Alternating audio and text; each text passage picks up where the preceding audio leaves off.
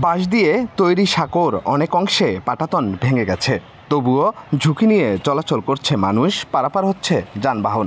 এমন চিত্র কুড়িগ্রামের ফুলবাড়ী উপজেলার নাওডাঙ্গা ইউনিয়নের কান্দিপাড়া গ্রামের সাঁকোর। দীর্ঘ 4 যুগেও 12 মাসি নদীর উপর ব্রিজ নির্মাণ হয়নি।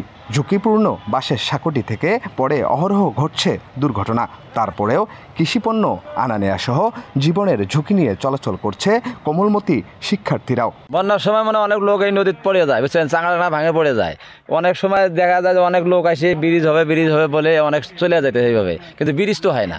যাতায়াতের অনেক সমস্যা, যাওয়ার সময় আমরা অনেক ভয় পাই, কারণ এখানে ভাঙাটা পড়ে যাওয়ার সম্ভাবনা বেশি, এখানে রিস্কে। বিডিআর বাজার, হক বাজার, আনন্দ বাজার, এই কয়েকটা বাজার মিলিয়ে এখানে ভুট্টা, বেগুন, অনেক সবজি আবাদ হয়, ধান আবাদ হয়, কিন্তু আমরা পরিবহন করতে পারি না, সম্পূর্ণ ঘাড়ে বহন করা লাগে। আর এই নদীটার জন্য ভাই আমার দারুণ অসুবিধা হয়। স্থানীয়দের অভিযোগ, নির্বাচনের সময় সাঁকোর জায়গায় সেতু নির্মাণের প্রতিশ্রুতি দেয়া হয়, কিন্তু নির্বাচনের পর আর জনপ্রতিনিধিদের দেখা মেলে না। আমাদের এই ব্রিজ দিয়ে এখান দিয়ে নিম্নে 10-12 গ্রামের মানুষ চলাচল করে। আর আমাদের মেম্বার চেয়ারম্যান 25-30 বছর হয় বলে যে ব্রিজ দেবো, আমাদের ভোট দাও। এমপি এসে এমপি ওই একই কথা বলে, এবং প্লাস এমপি এনারা আসি আমাদের সাথে মিটিং করে বলে যে আমরা ব্রিজটা, আপনারা যদি আমাকে ভোট দেন আমরা ব্রিজটা করে দেব।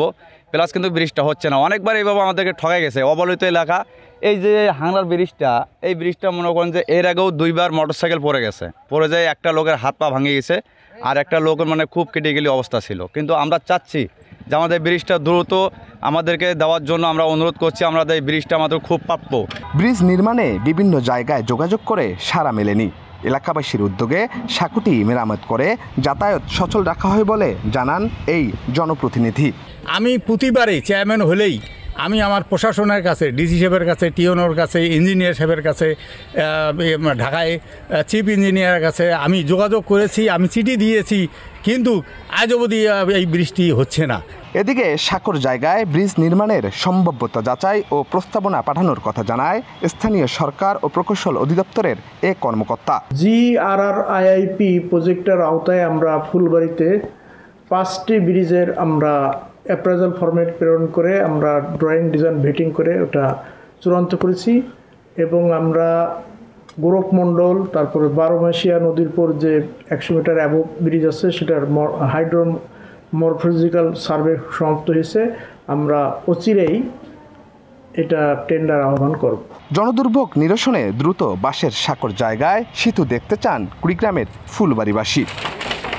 জুয়েল রানা, দেশ টিভি, কুড়িগ্রাম।